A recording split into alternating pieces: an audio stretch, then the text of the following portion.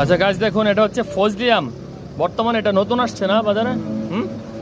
এটা কই থেকে আসে ভাই? কোন আমটা জানা আছে আপনার? চাপায়ের আম। এটা খাইতে কেমন? খাইতে ভালো, সুস্বাদু। সুস্বাদু। ফজলি আম তো আমরা ছোটবেলা খাইতাম, একটা আম বাক করে ঘরের সবাই খাইতাম। ওই আমগুলো কবে আবো? ওটা আরো পরে আসবে আর কি। মানে এই আমের মধ্যে ওটা সাইজ আরো বড়, তাই না? আম তো এটাই। এটা কি পাকছে, পরিপক্ক হয়েছে? আচ্ছা গাইস, আপনাদেরকে দেখাই এই আমটা কতটুকু ওজন হয়। দেখেন একটা আম কত ওজন। 0 করা হয়েছে, 0 করা হয়েছে। আচ্ছা 0 দিলাম, এই দেখেন আমটা দিলাম 738-40, মানে 38 গ্রাম।